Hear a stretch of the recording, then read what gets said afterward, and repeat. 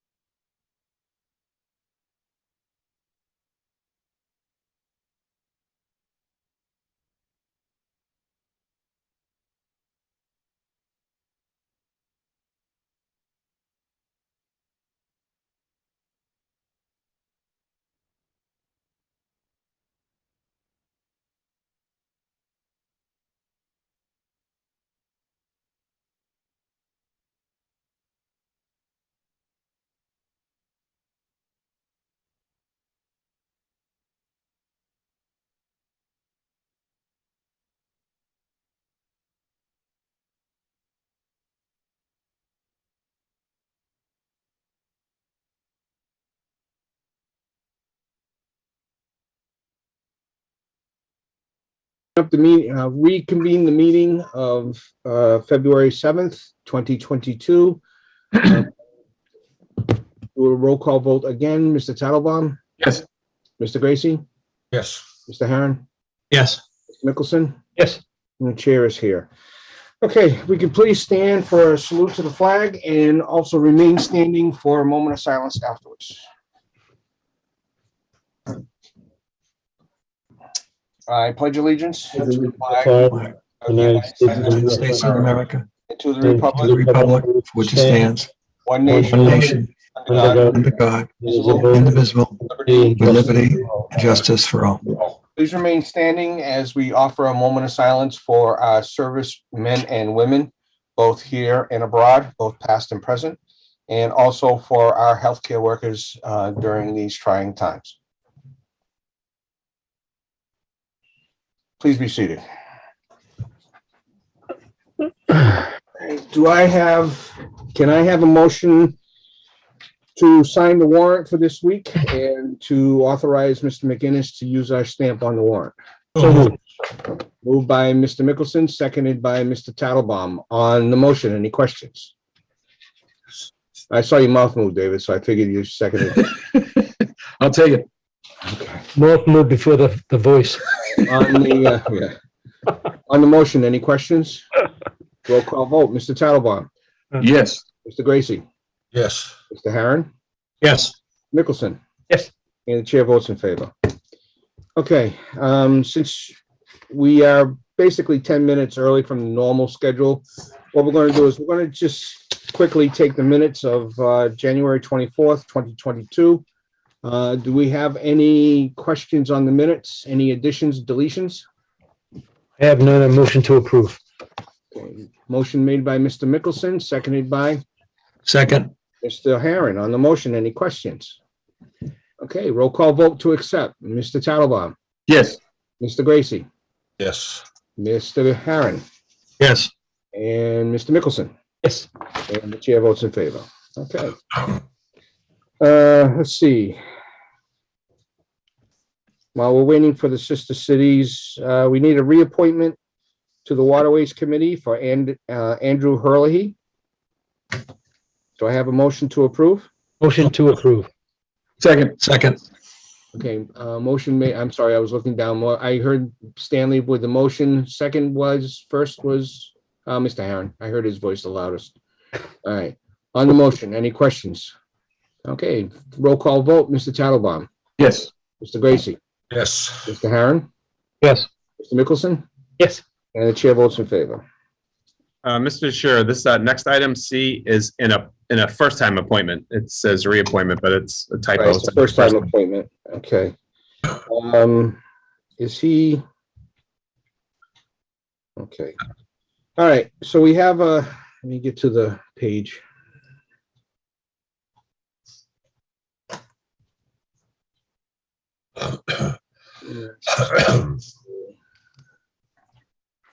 Captain Campbell. Okay, we have an appointment to the Youth Commission for Jeremy Howard. We have a letter from Captain Campbell, the chairman of the commission.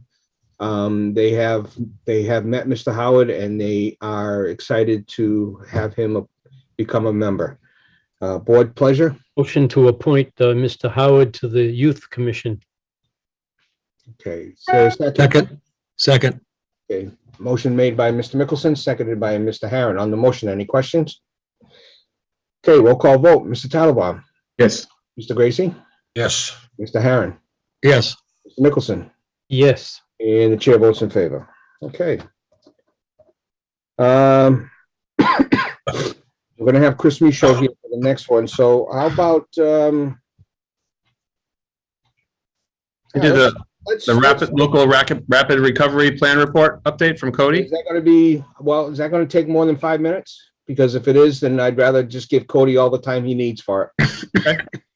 Yeah, probably about 10. Okay, all right.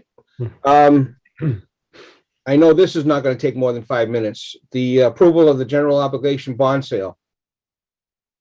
And I believe Mr. Barnes is here for that. Yes, I am. Who's Mr. Barnes?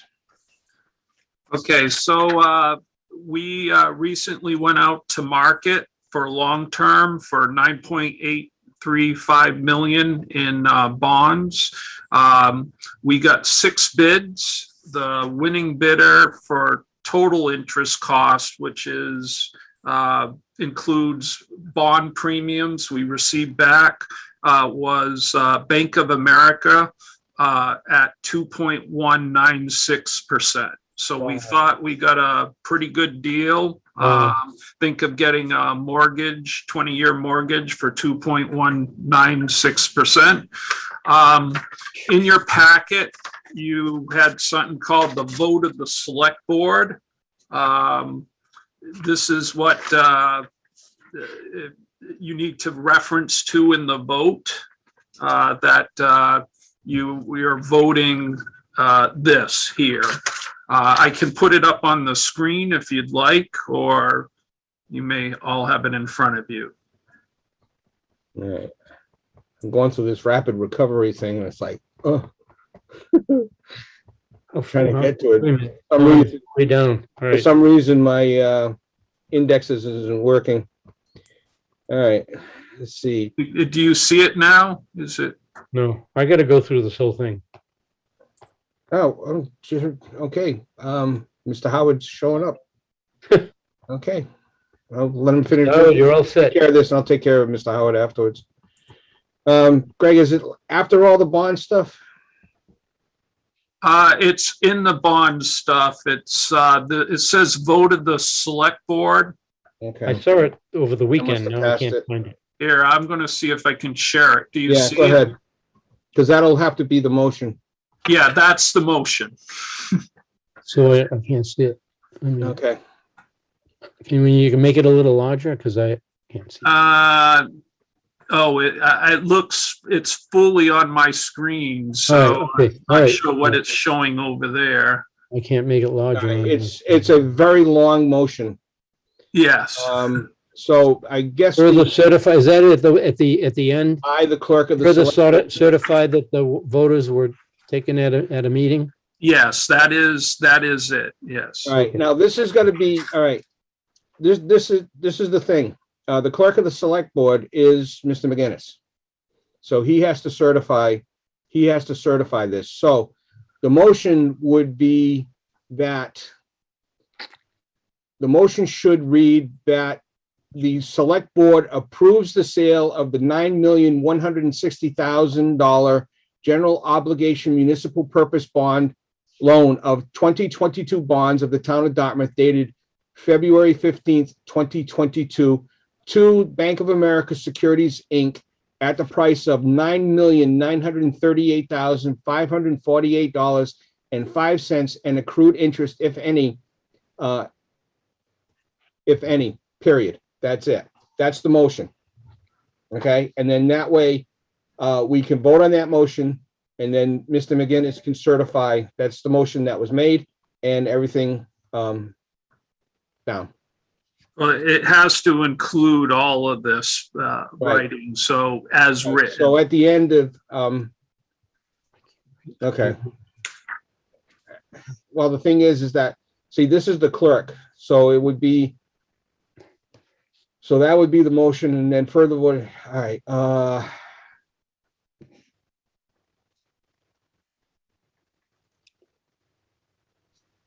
right, I'm assuming, all right, the thing is that if the motion would have to read where it says voted, and then 1, 2, 3, 4, 5, 6 further voted. That's where that whole section there, the I first paragraph is not part of the motion, neither is the last paragraph, because that pertains to the clerk. That's correct. So in essence, all right, I will read the motion and somebody will just have to make the motion. Is that appropriate? That is appropriate. Okay, all right. The motion of the select board in front of us is that the sale of the $9,160,000 general obligation municipal purpose loan of the 2022 bonds of the town dated February 15th to 2022, the bonds, to Bank of America Securities, Inc. at the price of $9,938,548.05 and accrued interest, if any, is hereby approved and confirmed. The bonds shall be payable on February 15th of the years in the principal amounts following in the schedule below. Further voted that in connection with the marketing and sale of the bonds, the preparation, distribution of the notice of sale and preliminary official statement dated January 25, 2022, and the final official statement dated February 2, 2022, each in such forms as may be approved by the town treasurer and be and hereby are ratified, confirmed, approved, and voted and adopted. Further voted that the bonds shall be subject to redemption at the option of the town upon such terms and conditions as set forth in the official statement.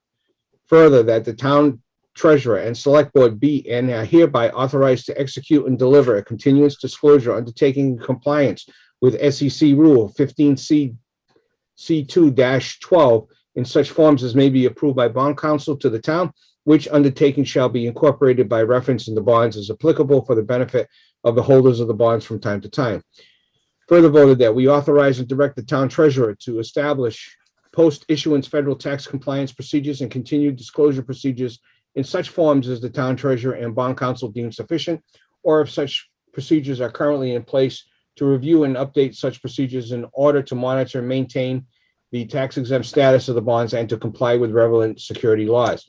Further voted that any certificates or documents related to the bonds may be executed in several counterparts, each of which shall be regarded as the original, and all of shall constitute one and the same document, delivering an executed counterpart of a signature page to a document by electronic mail in a PDF file or by any other electronic transmission shall be effective as delivery of a manual executed counterpart signature page to the document, and electronic forms on any documents shall be deemed original signatures for the purpose of the documents in all matters related thereto, having the same legal effect as original signatures. Further voted that each member of the select board, the town clerk, and the treasurer be and are hereby authorized to take any and all such actions and execute and deliver such certificates, receipts, or other documents as may be determined by them or by any of them to be necessary or convenient to carry into effect the provision of the foregoing votes. That's the motion. So move. Moved Second. by Mr. Gracie, seconded by Me, Stanley. Mr. Mickelson. On the motion, any questions? Mr. Tattlebaum? Quick, for my own clarification, I know that we chose the deal that had the lowest interest rate. Are there any significant and negative nature that we should, worth mentioning about the deal itself? I was advised that we got a very good bid. We got a very large bond premium of, I believe, about $835,000. That allows us to pay down that portion of the project that we do not need to take out long term. So by all indications, we got a very good deal. We had significant interest in the deal. And I think it's very much in our interest to move forward on this on this bid. Thank you, Greg. Any further comments or questions on the motion? Okay, roll call vote. Mr. Tattlebaum, Yes. Mr. Gracie, Yes. Mr. Herron, Yes. Mr. Mickelson, Yes. and the chair votes in favor. Okay, excellent. Three of you need to come into the office to sign. Unfortunately, they have not made the process COVID friendly, so a real signature, not a stamp, is required, and you'll need to give yourself 10 to 15 minutes because there are numerous documents to be signed. I'll be there tomorrow morning. I'll be there. I can sign. And I didn't come up with the rules. Trust me, I've questioned them, but this is how they do it, and they're Fine, no problem. We'll all be, the three of us will be there. Yeah, we'll take care of it, great. Thank you. and then we'll pay you back. Okay. All right, Take that off your screen, Greg. all right, Greg. John, you can, John, are you gonna go and be the third signature, John? I'll go in. No, you can go in. Doesn't matter. Okay. I'll be by. When will it be ready, Greg? They're already upstairs, so Take it again, off I your need screen. 3 signatures. If I don't need all 5, if you all want to sign, you're welcome to, but it will take you a good 10 to 15 minutes, so I do apologize for that. That's okay. All right, Greg, you can stop sharing the screen. We can go back to normal, please. Thank you. Okay, thank you. Thank you. All right, Mr. Howard. Yes, sir. All right. There he is. We started the Ernie. meeting about 10 minutes early, and we made your appointment to the Youth Commission, so congratulations. The Youth Commission is looking forward to your participation. We got a nice recommendation from here, and we look forward to your participation. Thank you very much for your participation in that. I appreciate it. Sorry, I had 6:30 on my calendar, so sorry I missed it, but I know, no, it's okay. Not your fault. This is on me. I saw the agenda and we got out of executive session early. We didn't have any appointments per se. And we decided to start knocking off the list. So, gotcha. but, congratulations, and we look forward to your participation. I appreciate it. Enjoy the rest of the meeting. Thanks very much. Thank you, Thanks, Jeremy. Jeremy. Thanks, Bye. thanks for offering your time. Absolutely. Looking forward to it. Yeah, thanks. Good night. All right, so we have members of the Sister Cities Committee here. Oh, Anthony wants to come in. Let Anthony in. All right. Okay, so we'll go back up to the top of the agenda.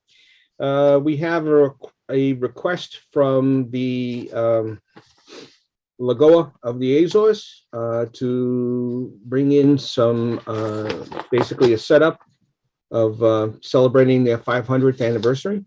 And we've requested that members of the Sister Cities Committee kind of like chime in on this, and let's see what we can do. Mr. McGinnis. Yes, so we were contacted by the Honorable Mayor Christina de Fatima Silva Callisto about their 500th anniversary exhibition that they would like to display in the town of Dartmouth this coming spring. And we were very receptive of that idea. They have some logistics to work out, the location of the exhibit, and we thought this would be a good opportunity for the Sister Cities Committee to work closely with Lagoa and also myself to help them find a location and actually coordinate their activities here, since they are more astute at dealing with our sister city in the Lagoa. So I thought this would be a good opportunity for the Sister Cities Committee to be back together and provide help to the select board and myself. Yep, that'd be great. This is going to be a traveling exhibition, but they chose to have Dartmouth go first. And then I guess, I'm not sure if they're going to have New Bedford and Fairhaven in the Dartmouth area and then move on to their Rhode Island sister city, but we're not sure. So that's something, Mia, you're the chair of the sister city, so maybe that's something that we can work out with them. Okay. We can get you the contact information. I believe it was, let's see, it was, well, it came from, the letter came from Christina Callisto, but I believe the contact, we have the email we can send to you regarding this, and then we can figure out basically who's coming over. If it's just the exhibitors or whoever's in charge of the exhibitors, we'd like to know. If it's others,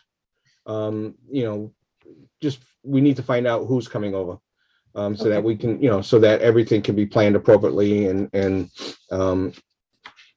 we can maybe contact some people, some local services, or maybe the sheriff's office can provide transportation like they have in the past for our guests and whatnot.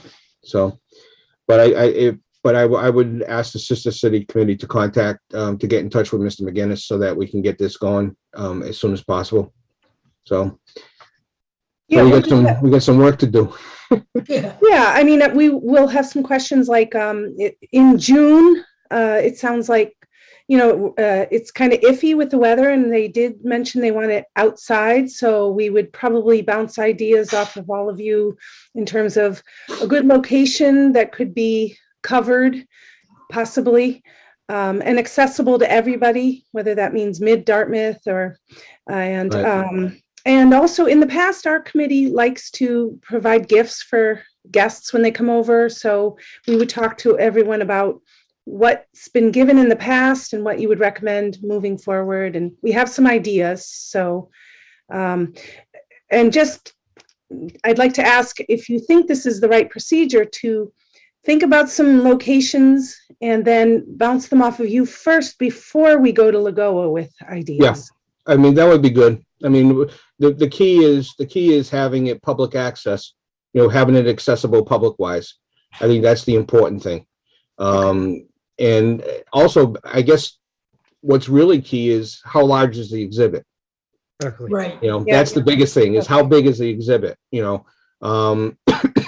if it's something, excuse me, if it's something that can be done in a large room, where where people can fan out and see what's going on, something like that. But we really need to know how large the exhibit is so we can give the appropriate space.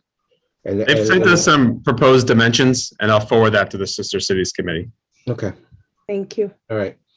All right. Thank you. All right. So this is something we'll have to work in. And I think, Mia, if you can keep in close contact with Mr. McGinnis and myself, we can work on this, and get this really nice exhibit. I mean, it's important for them. 500 years, it's a lot. So, yeah. Couple other members are here. Do you guys have any questions, or Sheila? I just have a question about, is this an official visit from them? Are Yes. we treating them as it is? So Yes. we expect that they're coming here. Yeah, but we don't know who, though. That's just it. We don't know. There wasn't any indication as to who was coming over, whether there was somebody from, I'm assuming because this is going to be a long exhibit, that it's not going,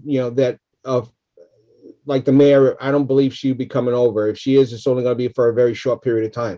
But I don't believe she'll be coming over, because this is going to go from one sister city to another.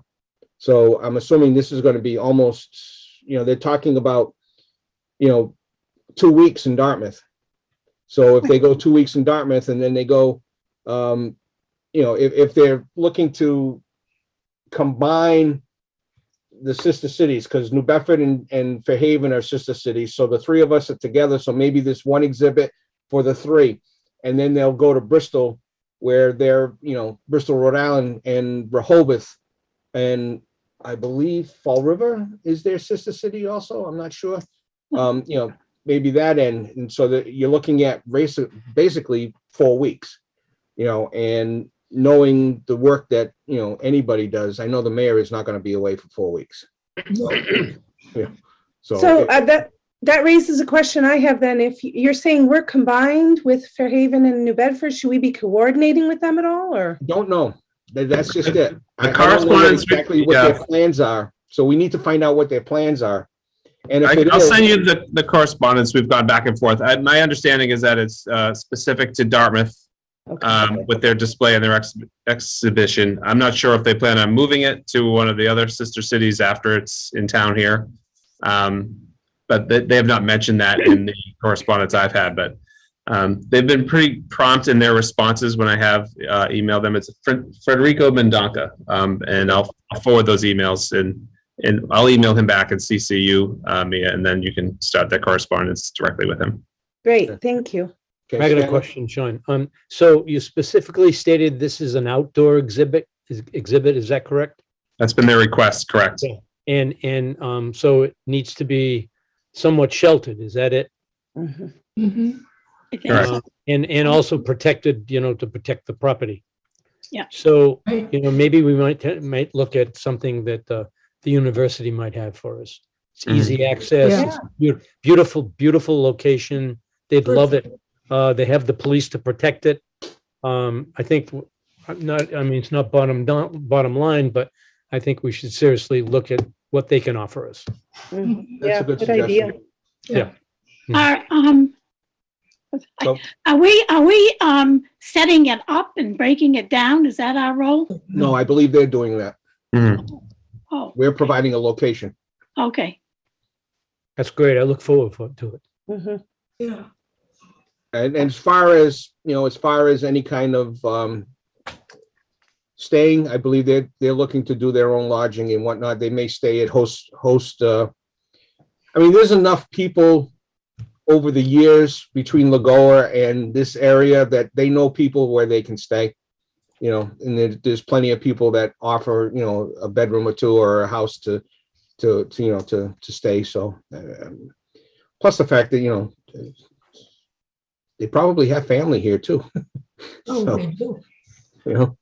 So we look forward to this. So if we can find out exactly what, what they're looking for as far as size and whatnot, and who's coming over, when, that would also be, very good. So, and then that way we can also talk to maybe UMass regarding a location, talk to the sheriff's department about transportation, as they have done in the past. And then,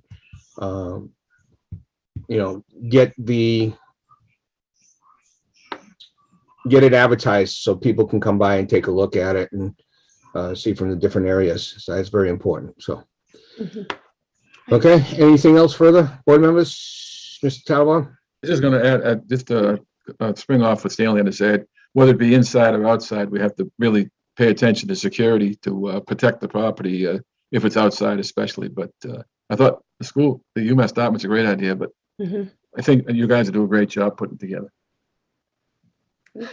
Perfect. Thank you. All right. Thank you. Anybody else? Anybody from the sister cities? Nothing? All right. Thank you. Look Thank forward you. to seeing this. Thanks, ladies. Mayor. Thank you. Thank you. Thanks for reaching out. Bye-bye. Bye. Okay, let's see. Massachusetts Mosquito Control Task Force informational update. Is Mr. Michaud here? Not yet. I don't see him. I am here. Oh, there he is. Oh, There it there is. he Under the is. Board of Health. Okay. Okay. All right. I'm going to let you have it, Mr. Michaud. Well, I'm thank going to you. let you take over. So not you have it, but. Oh, both barrels. Thank you, Mr. Chairman. Thank you, members of the Select Board. What I'd first like to do is see if Priscilla Matten is with us tonight. She's right here. Yes, I'm here. Okay, so what I'd like to do is introduce Priscilla Matten. Many may not be familiar with her. She is the superintendent of the Bristol County Mosquito Control. Every year in our town report, Bristol County Mosquito Control does a report of their activities throughout town. I'm sure many of the Select Board are familiar with as we discuss the annual budget, especially those that have been with us longer, and we see how Bristol County Mosquito Control seeks or receives its funding source. With that being said, Bristol County Mosquito Control has operated for, I think I'm probably safe to say, many decades in Dartmouth. Priscilla, is that correct? 58 years. Thank you. And provides a very valuable service to our residents. They provide a service to our residents that is what is best described as vector control. It is a control to maintain mosquito populations, as I see it, because mosquitoes do carry certain diseases which are of concern, and those diseases are present in southeastern Massachusetts. And with that being said, Ms. Matten has been on a task force for a little while, and she's going to explain that further. That task force has a certain goal, and possibly resulting from that goal may be an impact on some of those services that our residents receive. And with that being said, I would like to turn it over to Ms. Matten. Thank you. Thank you for the opportunity today. I really appreciate you putting me on last minute. So we've been working on the Mosquito Control Task Force for 21st Century Mosquito Control in Massachusetts for almost 2 years now. And it was prompted after the 2019 EEE outbreak, which of course included many areas being aerially sprayed to control EEE vectors and to prevent human cases. And certain people had issue with the use of the pesticides and how much areas were covered because of it, and that has started the task force.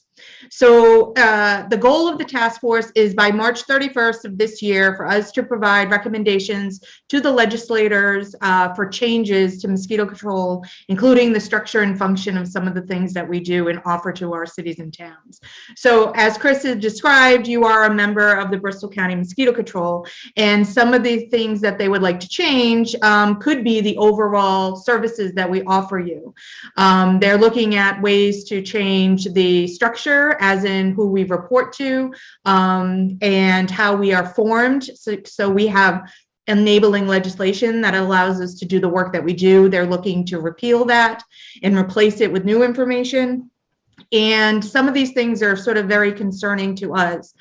They're looking to make changes and amend the Massachusetts Stormwater Handbook, which might include having the Board of Health within your town responsible for any private or public stormwater function, detention, retention basin throughout your entire town, and report back on monitoring issues and any concerns.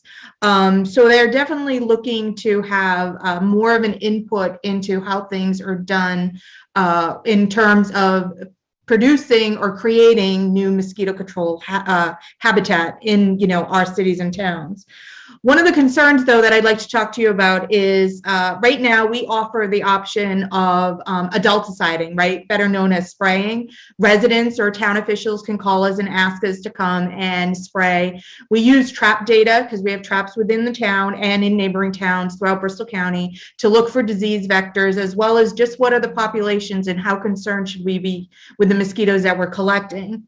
And some of these changes would mean limiting the ability to conduct adulticiding in your town, right? So they're looking to not only maybe prevent residents from making requests, but also local officials. So they kind of want it to seem that they're looking for more local engagement, right? So there's a whole subcommittee of which I sit on about local engagement, having you as city and town members decide what you want us as mosquito control to do for you. And that's great. And we look forward to discussing the services that you would like from us. However, they also will be limiting those services even if you choose to use them. So if you would like to continue to adulticide, your funding structure will change, and it's very possible that they'll put limitations on the ability to do those adulticiding applications anyway. So this is very concerning to us because in mosquito control, we really try to take a more proactive, right? Let's reduce the mosquito population before they get infected with diseases that can impact the residents that live in your town. So we prefer to be proactive and not reactive. And some of the changes would be only conducting adulticide after disease has been detected. One of the other concerning things is that they're looking to prohibit a total ban on any aerial adulticiding that could take place, even in the event of a declared public health emergency due to EEE, so Eastern equine encephalitis. And of course, that makes us very concerned because that is a tool in the toolbox that we can use to help reduce risks to people.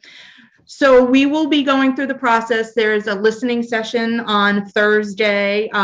You can provide written comments. You can discuss with me further and ask me any questions. There are certainly some recommendations that are coming from this task force that are reasonable and important, right? It never hurts to look over how we were formed, how long we've been in business, and the things that we've been doing. But there are certainly concerns that we have with some of the changes and recommendations that they're going to make. make. And our concerns are that they're really going to limit the services that the residents of your town and many others like to get from us. And we just wanted to make sure that you're aware of that. And, you know, I'm open to any questions. I know that this was quick, but there is a website that you can look at and check out some of those changes that are being recommended to our legislators. Okay. One of the things I'd like to do is I'd like to get that information up on our webpage along with the link for this this public session, because I'll be honest with you, as you were talking about what they want to try to do or think they're doing, the only thing I can equate this to is going to fight a fire without a fire truck and going back to sand buckets and wet blankets. It just doesn't seem to work. Case in point, I call every year. Because the back of my house, I have a pond that fills in the winter and goes down in the summertime. And, you know, as soon as I walk to the backyard, I'm mugged. You know, they see the fat guy coming around the corner and they just zoom right at me. And it's abysmal. Sometimes I can't even go use the backyard. And, I don't know if they're starting to push people to use, you know, private companies for spraying. I'm getting the feeling that's where they want people to go and eliminate the county stuff. And that tells me something entirely else, that something else is behind this. So, well, they certainly are concerned about private applicators. They are not overseen as closely as we are at mosquito control. We are overseen by, you know, the state and the board. We are all licensed pesticide applicators. We only use pesticides that are registered by the EPA and then further registered within the state of Massachusetts. Some private mosquito control companies do not. It has been one of those things that they are certainly discussing on whether or not this will make it more likely that people will do and purchase private mosquito control. So it's certainly a concern of ours because they don't have the data. We really are science driven. Yes, we take requests, but we do have trap data and testing data from the Mass Department of Public Health to help back up, you know, the pesticide applications that we're making. I mean, I'm not a big proponent of county government, but I tell you, this is one aspect of county government I am totally for. So I just, you know, Mr. Tattelbaum. Thank you. Thank you, Priscilla. Thank you, Mr. Michaud. I kind of look at this over what we've gone through over the last 2 years with COVID and the risk reward of vaccines, et cetera. And science has told us there's overwhelming evidence that the risk is worth it because the vaccines work and the data is unequivocal. Is there a way, is this some of your methodology when you look through these, this whole process goes, is that we can, as residents, understand what the risk reward is and then make a decision based on that kind of perspective? Absolutely. So every year we do collect more data from the town, but we also have historical data. So we do know areas that are a little bit more of a concern than they may have been in the past. We also, though, are looking at information coming from the Department of Public Health because they have traps in your area as well. But what we do is when we look at the pesticide and how the pesticide is being applied, we're looking to reduce risk, and risk comes from exposure. So we try to minimize the chances of you being exposed by making applications between 2 a.m. and sunrise when most people are inside. It also helps to reduce risk against non-targets, right? So we're concerned about other insects or bees that might have been impacted by the pesticide. So those are the reasons why we make those applications at those times. It's very difficult to prove, right, that we are reducing risk because we don't know how many people are not getting sick because we've sprayed. So we look at things like what ends up happening to positivity rates after an application and what happens to the population. So if we can reduce the population, then we can reduce risk, and then hopefully we will minimize the risk on those non-target species or even human health due to the pesticide application. I remember seeing one on Finance Committee, there was a very detailed report and very technical, and it was hard to understand, but is there some way at the end of this this March 31st period that produce something that the layman can understand in terms of these kinds of risk rewards analysis, or is that, kind of a cheat sheet sort of format? There is possible that there's some information out there by the Department of Public Health, about the risks for pesticides and the benefit that you get from making the application. I can certainly look into that and see what they have already prepared. I know they produce a lot of frequently asked questions for adulticiding in general, whether it's for aerial adulticiding or for truck-based deciding. If you could follow it up with Mr. Michaud, I certainly, from my perspective, would appreciate that. Absolutely. Thank you.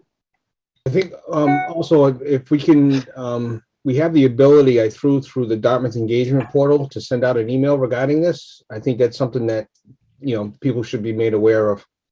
Yeah, we would do that. Okay. All right. Anybody else on the committee, on the board? Okay, well, this is something that we have to keep an eye out. Mr. Michaud. You're muted, Mr. Michaud. There we go. So I'd just like to just kind of fill in a few little gaps. Every morning throughout the summer, as I drive into work, it's not uncommon for me to see all of the privatization of mosquito control. I see them dispatching and I see them gassing up. And from time to time when driving around, I see them in people's yards. So unlike Bristol County Mosquito Control, when they are applying when they are adulticiding while most of us are in bed, these companies are dispatching to apply whatever they're applying during the day. That has the least impact on mosquitoes and the most impact on people when we're most active. One thing I will say about Bristol County Mosquito Control is that almost every single time, even in the heart of the mosquito season, when I pick up the phone and I call them, I get a person. And I believe, correct me if I'm wrong, every year I'm aware of what chemicals they may be applying in Dartmouth. I know that through BMPs, best management practices, they will shift sometimes the pesticides that they use. As far as what chemicals your neighbor's private pest control applicator, and hopefully they're an applicator, we don't know that they are. Because as we know, Massachusetts is a very large state, and state government is nowhere near large enough to police all of the businesses that the state has reserved for their own permitting. Case in point, the COVID Control Center, which we saw close down a few weeks ago. With pesticide applicators, those are exclusively licensed by the Mass Department of Agricultural Resources. So if you want to know what pesticide that they applied overnight, or if they applied overnight in your neighborhood, we can readily find that out. But as to what a private business did, I can't begin to help you. So I just wanted to just let everybody know that. That's the fear I have with, if this does go to a privatization, that we're going to be left with a lot of people wondering what their neighbors are doing. And they may not be operating by the highest standards of Bristol County Mosquito Control. Well, that's sure. Correct. That's why I said, like I said, I'm not a proponent of county government, but this one, yeah, I am. So, because I've seen it work in the past. Yeah. All right, anybody else? Mr. Michaud, anything further? I do believe that we have posted the link to the listening session on the Board of Health website. I can forward that to Mr. McGinnis tomorrow morning. And I believe we may have also sent that out to DCTV as well as Kyle Costa with his very successful Dartmouth Police Facebook page. We can have that checked out, and Mr. Haddad can definitely throw out an email blast through the portal, and whoever signed up on the portal will get, an email regarding this, and they'll have the link directly on their email. So, but very important that this needs to be, especially those that live near swampy areas, near lakes, near streams, rivers. But mosquitoes go wherever they want to go. So, all right. Well, thank you, Ms. Matt. Thank you very much. No, thank you very much. And if anybody from the town calls and you have more questions, feel free to send them to our office and they can call me directly. Great. Thank you. Thank you. Thank you, Ms. Matt, and thank you, Mr. Michaud. Thank you. Okay. All right. Next item on the agenda, the local rapid recovery plan report update. And I'm assuming this is going to be Mr. Haddad. Yes, it is. All right, let's see. I'm going to share my screen here. Okay, so I wanted to give the board and the public a quick overview on our local rapid recovery plan. I'll go over the project background, the recommended projects that came as a result of the planning process, and kind of our next steps. So a local rapid recovery plan was a planning grant program offered by the Department of Housing and Community Development. The goal was to create a quick, actionable, project-based recovery plan to kind of boost the economic development after COVID. It was initially supposed to be focused more on downtowns. We saw it as a unique opportunity to work with the state and see if they would look at our whole general business district. And we were very fortunate that they agreed to that. So this was a planning process. We used a consultant from March through December of 2021. We were one of 120 communities throughout the state that were selected as part of this. They looked at your population and it varied, and that's depending on your population was the amount of funding you got for the process. We were a medium-sized community, so we got $60,000 they gave the consultant to do work for us, and we were the largest geographic study area in the state. So like I said, most of it was focused on downtowns, where they focused on our whole general business district, which was great. We had over 421 storefronts that they assessed and looked at. So it was broken into 3 phases. We kicked off, we had a kickoff meeting internally, and then we put out a business survey to businesses in the general business district. The response was, we received some response. We were hoping for a better, but we did still receive some. This was great. We were able to use a lot of the emails from the online licensing and permitting. So it was a great tool to have those emails. Typically, we wouldn't even have had access to the businesses. Phase 2, we met with subject matter experts. Myself and our consultant had various meetings with these individuals who really are just experts in various subjects. And then we put together draft project sheets for some of the projects that we would hope would come of it. During this, we had a community presentation by myself and our consultant. And then we developed a draft plan. We had another community presentation looking for feedback and to go over the plan. And then the plan, we're working to finalize the plan. This is a map of the study area here. So you can see it goes Route 6 to the Westport line, and then it extends east to a little bit past Hathaway Road. And then it goes up Fons Corner Road to 195. So you can see it's geographically speaking, it's a very large area. We were very fortunate that the DHCD agreed to kind of look at this area as a whole. In the first phase, we had diagnostic categories. You can see those 4 categories here, and this is how they evaluated what's currently there. So they looked at our the physical environment, and Dartmouth did pretty well. They, based off of the metrics and principles that DHCD established, we received a B. And this is average. We have some areas that are doing well. We have some areas that have some room for improvement. But a B was kind of what most of the communities received. Very few received A's and very few received F's. it was actually worked in our favor to not receive an A because it opens it up for more funding opportunities. So they looked at the public realm, so the things that we can kind of change. And so a few of the things that a few of the key takeaways were landscaping and the public realm amenities are lacking. Lighting improvements are needed. Pedestrian and bike safety needs to be enhanced.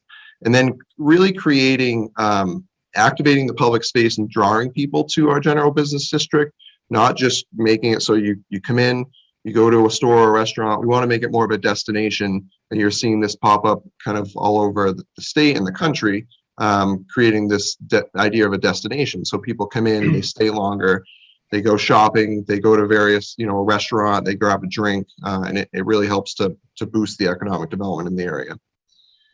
They looked at the private realm. So overall, the properties were in decent shape. Some were in need of upgrades, and we know that the properties are geared more toward auto access. It's not heavily geared towards pedestrians.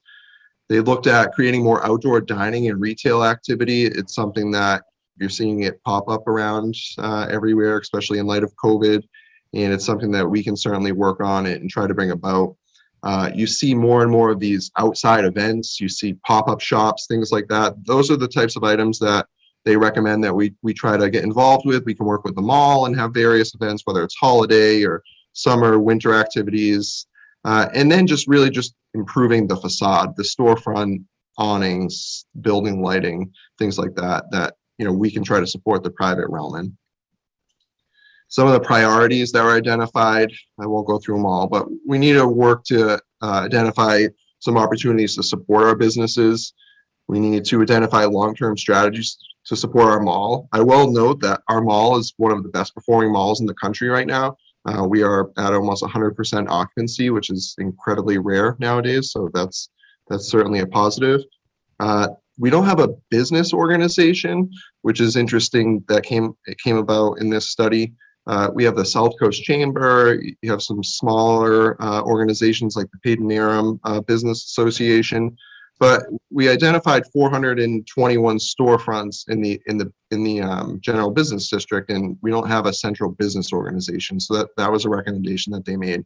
And then just overall, our internal administrative capacity, they looked at and recommended that we try to work towards expanding that. The projects that they recommended were in these 6 categories here. And I'll go through a few of the projects. So enhanced lighting across the general business district. And this isn't just adding street lights or pedestrian lights. If you go to Natick, for instance, and drive along their main corridor, they have decorative lighting. It really enhanced the aesthetic of the area, creating tree lighting events, things like that in the business district. That can be very helpful, where not only does it increase the lighting and helps with pedestrian access, but it can also help aesthetically. Undergo a branding process and identify components for short and medium-term installation. This one was really interesting, and it brought up a good point. Mr. McGinnis and I have had several conversations on this. Wells, Maine recently underwent a branding process, and you can see some of the signage below. In this, we could really expand across the entire community. You can see here, we don't really have any gateways or entries. You get off the highway, we want you to know you're in Dartmouth. And we don't have that now. We'd like to, tell people where Peyton Aram is, where things are. So we thought this was really interesting and relatively speaking, a short time frame item that we could move forward with a low budget. And then I mentioned this earlier, but identifying the most appropriate business district model. So like I said, we have over 400 stores in the business district. It'd be great to have that central spot for communication, being able to engage the businesses. So really we need to start from the ground up, but there's certainly a lot of potential here. And then increase utility of the town's website. We've already begun to do this by using the engagement portal. We want to be more engaged with our businesses in town. And the engagement portal is not just a tool for residents, but we can certainly use it for our businesses. We also have done a nice job with our online licensing and permitting, during COVID shutdown, that there really weren't any delays because we had already transitioned much of the online licensing and permitting. So continuing to utilize those tools and really build off of that. Develop a private realm improvement program. So you see some communities have done this in the past. We have it right now for our residential properties, our housing rehab program. So really a program like that for our businesses, encourage our businesses to improve their facade, improve the things that the town can't necessarily improve themselves. So there's some potential here, and these are just some opportunities that funding may be available for. Collaborate with UMass Dartmouth on activation of storefronts and vacant properties. So I think of the consultant specifically mentioned the town center plaza. You have some of the empty storefronts in there. It would be great to put up art displays and various things in there and really just aesthetically make it look more attractive. So this is time frame pretty short, low budget, and really something that we could go after quite easily. And then maintaining a vacancy database. So this was an exciting project as part of the Rapid Recovery Plan. They gave us a list of all of the businesses in the business district, and they also gave us a list of all the vacant businesses. And we were able to take it upon ourselves to create a vacant business list, basically. And so it has all of the storefronts that are currently vacant in the business district, and we posted it on our website. And we have various information, who to contact if you're interested in that space. And so Dartmouth was the first community out of the 120 in this program that took this information, was able to expand on it and create this list. And in speaking with our consultant, various communities have kind of followed our lead on that. So that was exciting. We have GIS data that we can also use to implement, and we're going to try to update this annually. And my goal would be to expand this to really townwide, not just within the general business district. This is a copy of that vacant business report. It's also on our website under the development page, but it has the property type, the address, the status, the number of units that are vacant, and the owner, and then any additional information that we were able to pull together for links to the websites or the phone numbers on who to contact. We put it on here. I've received quite a few calls. This has been quite popular. We've also shared this with the Chamber of Commerce, the One South Coast Chamber, and they've been great in marketing this as well. So our next steps, we are putting together an internal team looking to identify some of these projects that we'd like to move forward with. There's some grant funding available. One of the nice things about this plan was the state said we don't want to just set you up with a project-based plan that you can't fulfill. We also want to work to provide funding options for you. So in most of these projects, we received various grants that we can apply for that would fit into the project type. So we'll work to identify some projects that we want to implement. We'll apply for the funding, and then we'll evaluate for further expansion opportunities, and we'll continue to work to implement these projects. So that is a brief overview. It was a great project. I can't thank our consultant. His name was Steve Kearney. They worked with us diligently. They did a really nice job. And I think the plan should have been attached in your packet. It's a really nice plan. And so we're really excited. This is a really good thing for Dartmouth. So I'll open up any comments or questions. Go back, there you go, to the view. Okay, Mr. Gracie. Thank you. Cody, I was just wondering how they describe or define low and medium budget on the things that they suggested.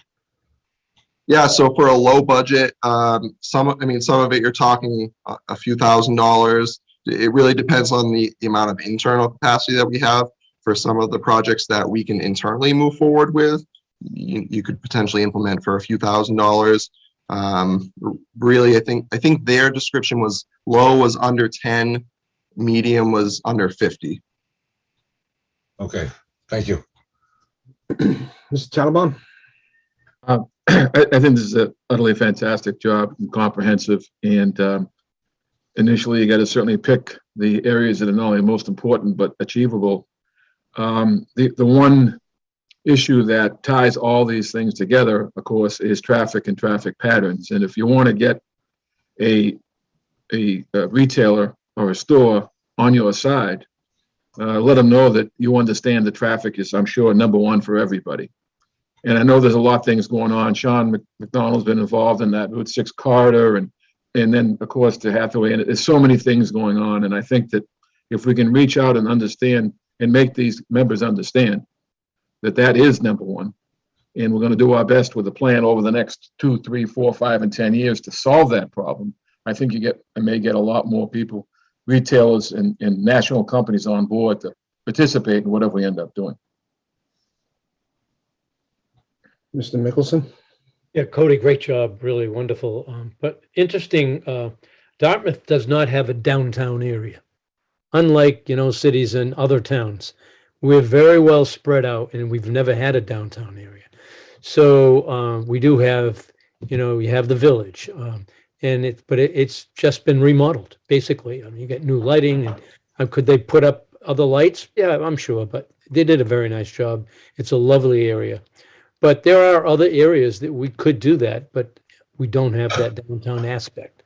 We don't have the sidewalks that you could use to put outside seating.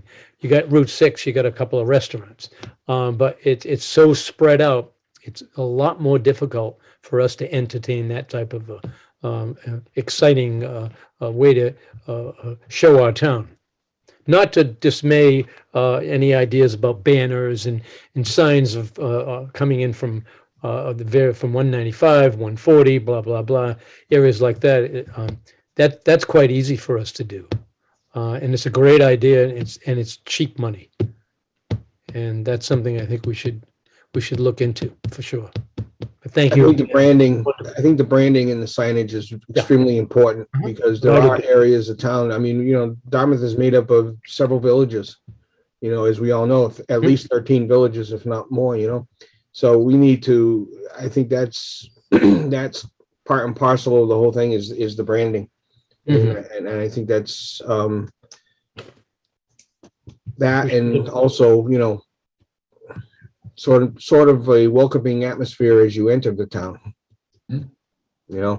In one instance, you come into town, you have, coming in from the west, you come across, high-rise apartments, but also a commercial area that's underdeveloped. You come in from the east, to the right, you got a cemetery. And you come in from the north, you got another cemetery.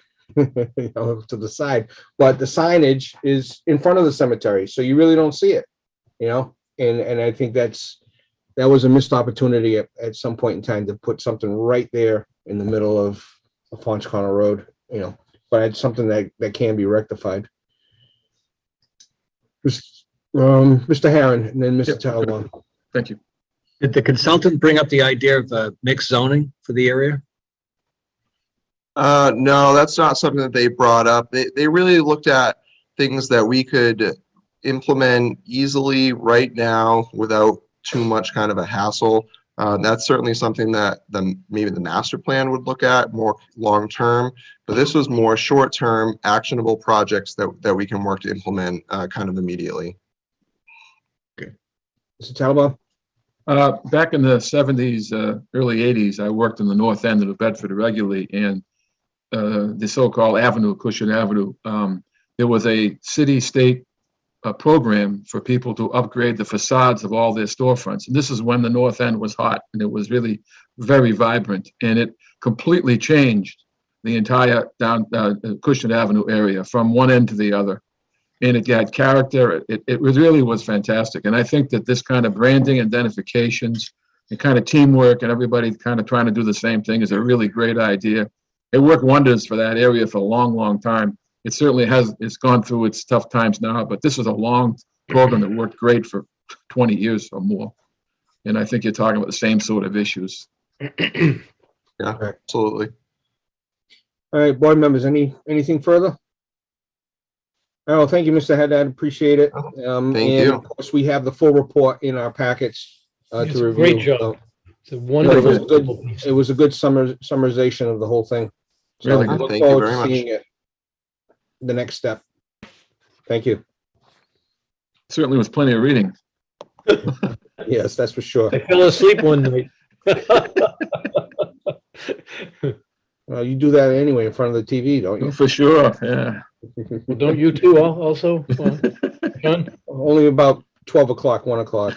12 All o'clock, right. 1 o'clock, I'm Next item on, whoops, wait a minute. All right, next item on the agenda, we have a non-binding referendum petition regarding the Dartmouth Indian symbol. We have some petitions for a non-binding ballot question to be placed on the annual for the election on April 5th.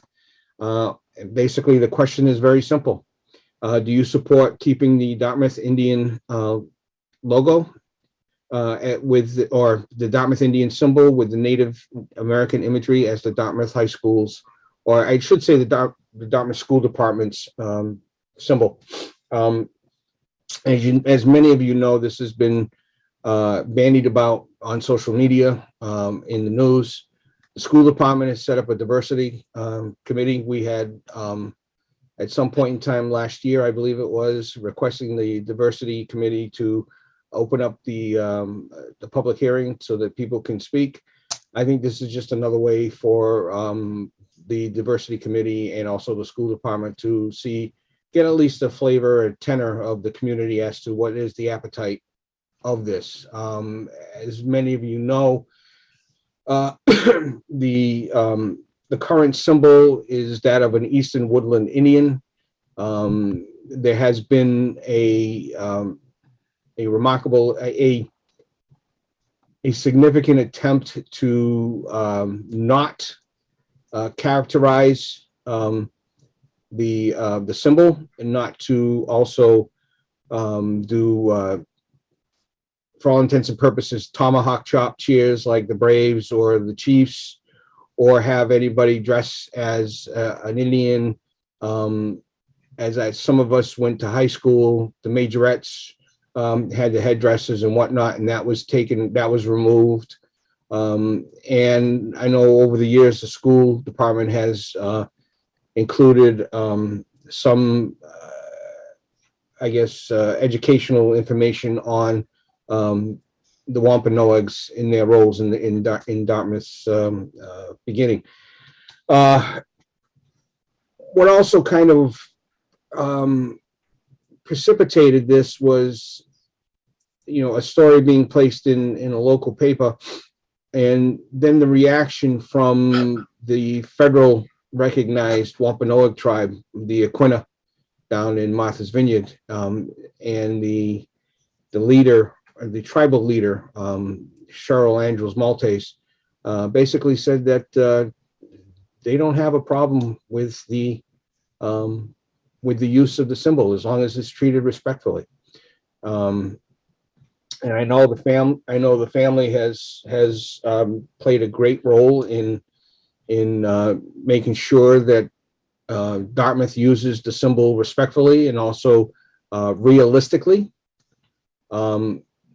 And that the matriarch of the family basically said, until the state takes care of their own sword over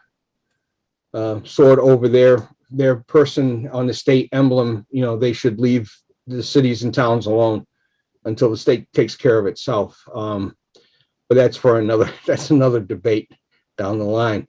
So the question is, gentlemen, do we want to place a referendum question on the ballot for April 5th, 2022? It'll be a non-binding referendum petition that basically says the language in there.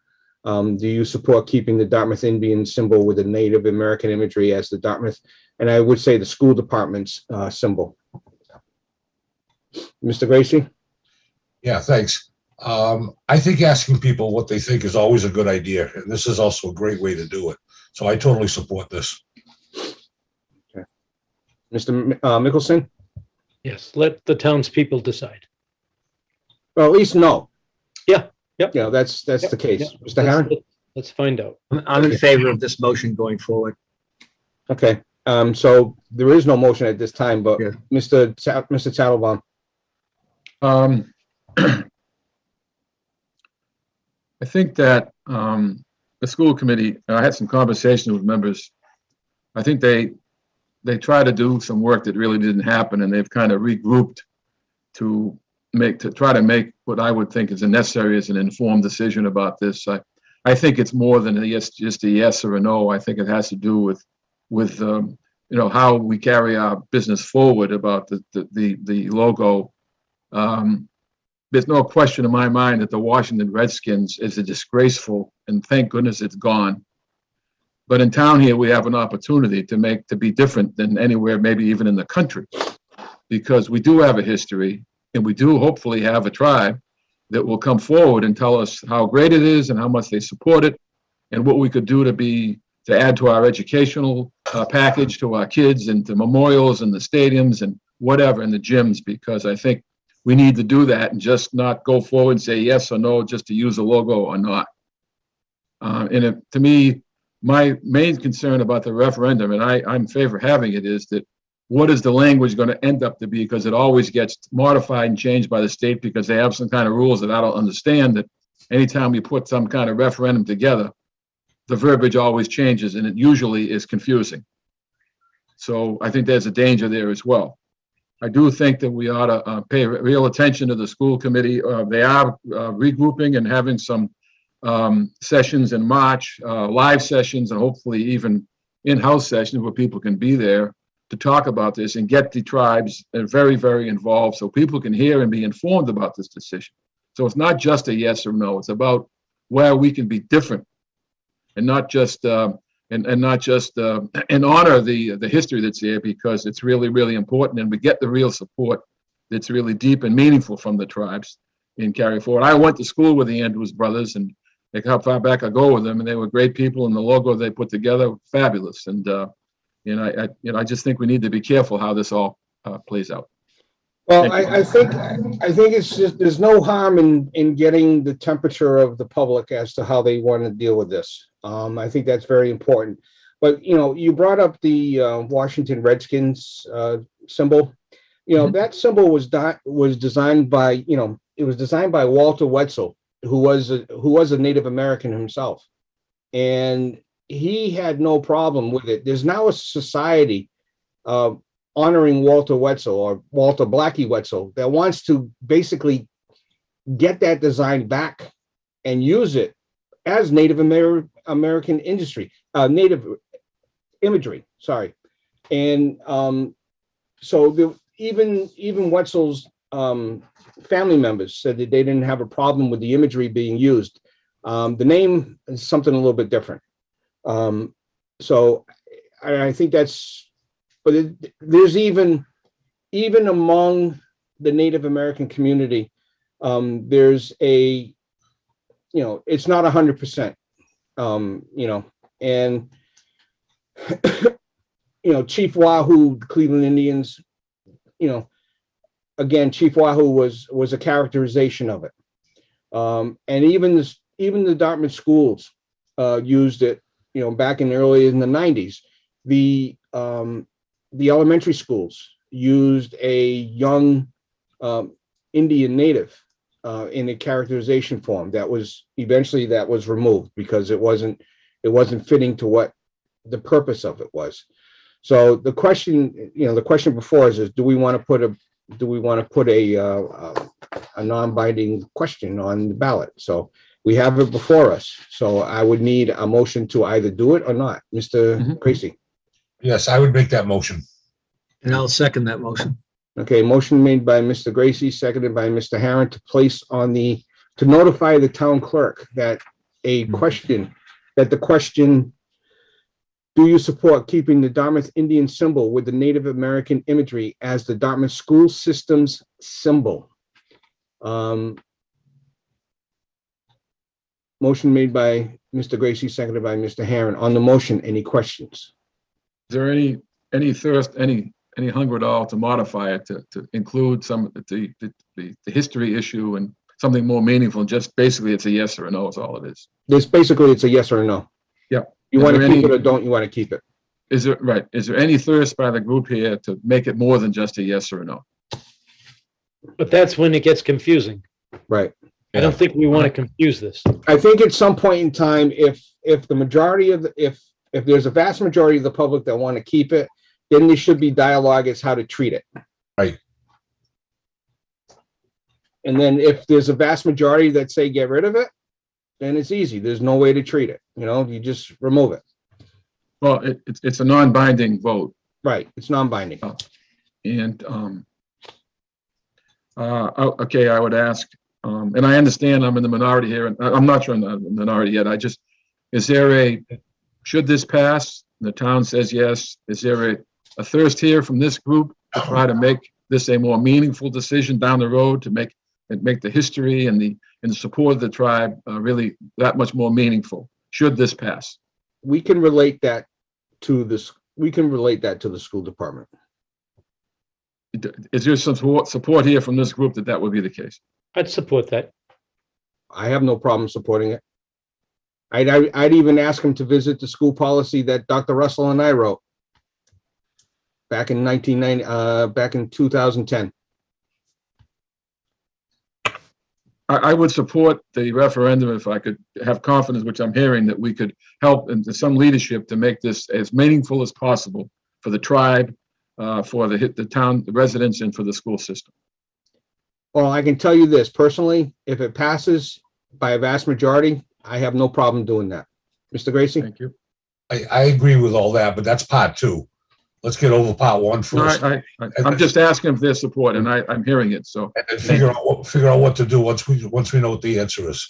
Yep. That's all I'm asking for. On the motion, any further questions? Roll call vote. Mr. Tattlebaum? Yes. Mr. Gracie? Yes. Mr. Herron? Yes. Mr. Mickelson? Yes. And the chair votes in favor. Okay, so we have it. Thank you. Okay,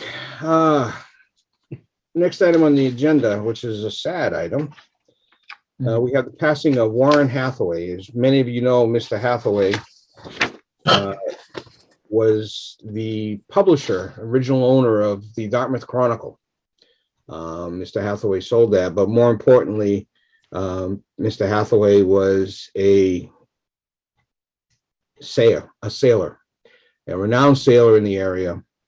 And not only does the town mourn this, but also, to be honest with you, Warren Hathaway was almost solely responsible for having a sailing team for Dartmouth High School. And with that, many young people learned to sail, learned to be better sailors. We have such a resource in town, and very few people are able to participate in sailing. And I think it opened it up to vast majority of people. I've met Warren a few times. Just a real likable guy. He really is. He was funny, warm, had a great sense of humor. But he was also tenacious when it came down to his beloved Chronicle. He wanted to make sure, when Warren had the Chronicle was the paper, and sadly, it's not the case anymore. But Warren it'll definitely be missed. And I know there are others here that knew Warren a lot better than I did. Case in point, I believe Mr. Herron knew him well. So I'm going to turn this over to Mr. Herron first. If he would like to say anything about Mr. Hathaway. Well, thank you. Mr. Hathaway donated a lot of his time to the town of Dartmouth. And as you said, he was responsible for a lot of kids from Dartmouth High School learning how to sail and competing at a different level. He's also responsible for a lot of high school graduates receiving college scholarships due to the sailing program. He'll be missed by a lot, and it was a fantastic obituary in the paper. Very large, and it would be expected of somebody publishing a paper to have a very large. But yes, it would. But it was also well deserved, Mr. Mickelson. Yes. Well, Warren was a dear friend for a long, long time. It was a wonderful obit. It was a wonderful obit, and you could have gone on and on and on what this gentleman's done with his life and how much better Dartmouth is today because of him. Sail on, my friend, sail on. Mr. Tattelbaum?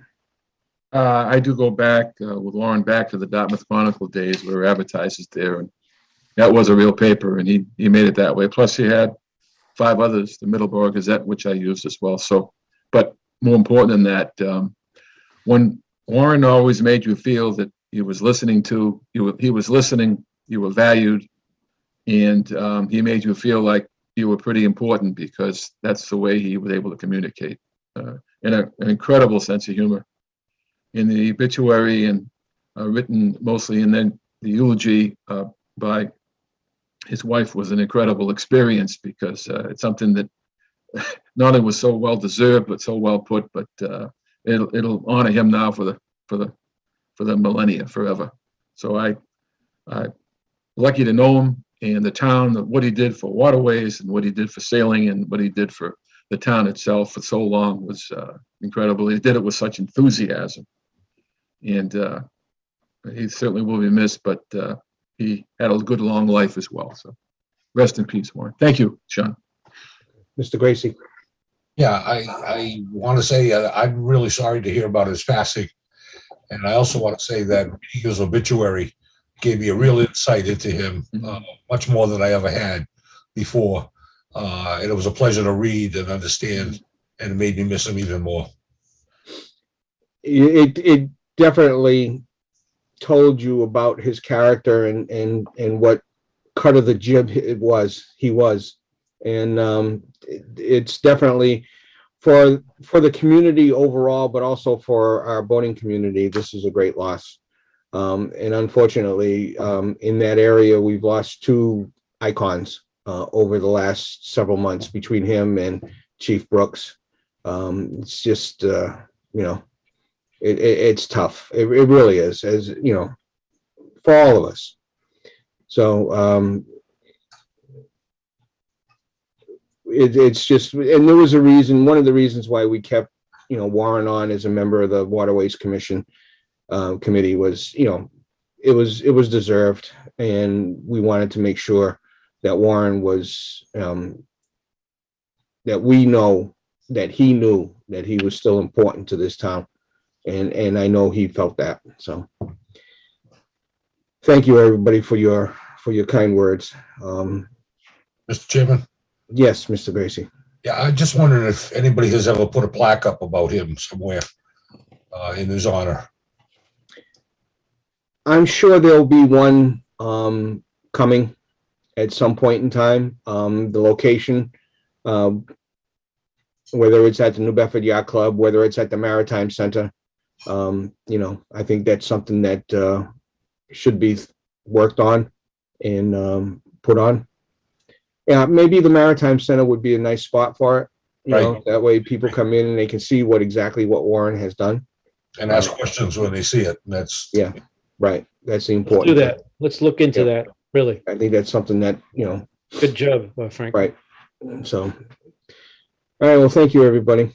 Appreciate that. All right. That concludes new business. We have no old business other than continuing business. Mr. McGinnis? Yes, under old business, COVID, no real updates.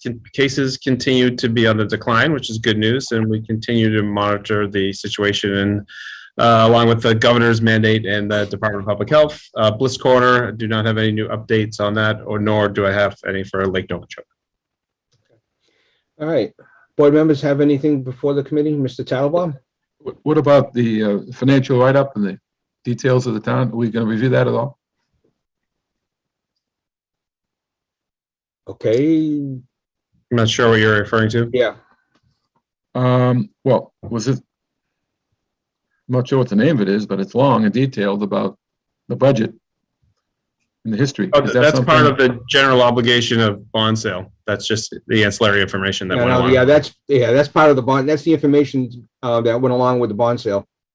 Okay, but and maybe this is an inappropriate time, but there's material in here that I think that a lot of people would be really interested in.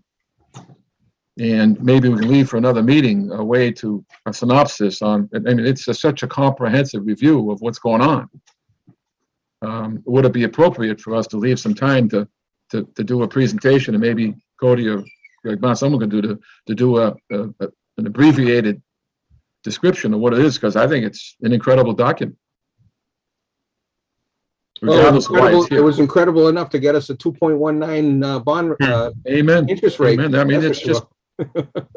and it's not only an incredible document, but the work that went into not only writing it, but also the work that went into making this successful, I think is something that's really valuable. Well, we can take that information and we can post it on town website, you know. as- Could we We make get it a, available online, and I can tell you, Selectman Talbot, we do is what that we started last year was a budget summary for the budget when we prepare it. So a lot of this information is included in that budget budget update that goes in the packet and on the warrant. you feel there's enough? It's a that will come summary up of to- a lot of the information that's contained in this. Well, do you feel it's enough, what you'll be presenting that will really give you a flavor of what is on this material, that shows over the last 5 years what's been going on? Yeah, it gives you an update of what's going on to date last year and what's coming up in the future. But yeah, I guess my question the document is- is, yeah, it's a very detailed document. It has a lot of information. We recommend that many people, try to read it if they can, because it gives them an overview of the town. So we do post it on the website. Is there any interest, thirst here that we can have a short presentation by someone to recap what this thing says? Sure, we can do, certainly. We can set it up for a future meeting. Okay, I will do that. Thank you. Okay. Anyone else? Okay, we have the minutes of January 24th. Any corrections, deletions, omissions? Motion to accept the minutes. Motion made by Mr. Mickelson. I think, didn't we do that already? We did that early on. Oh, yeah, we did. We did the minutes already, right? Yes. Yeah. I just I'm just going had by. to check I'm them just going by- We can do it again, but I'm don't just worry. going here. It's a long time ago. It is what it is. Yeah. All right. But we'll Right, accept so- the minutes twice. Yeah. Well, hey, it was a hell of a meeting. The hours, not minutes now, yeah. All right. Well, we approved the first hour, and then we wanted the second hour. All right. So anything else before the board? All right. Our next meeting is 28. February 28th. Yep. Do I have a motion to adjourn? Motion to adjourn. Go, second. Motion made by Mr. Mickelson, seconded by Mr. Gracie. On the motion, any questions? Roll call vote. Mr. Tattlebaum, Yes. Mr. Gracie, Yes. and Mr. Herron, Yes. Mr. Mickelson, Yes. and the chair votes in favor. All right. Good night, everybody. Thank you for your Good meeting. job, Sean. Thank you for your time. Appreciate it. Right, thanks.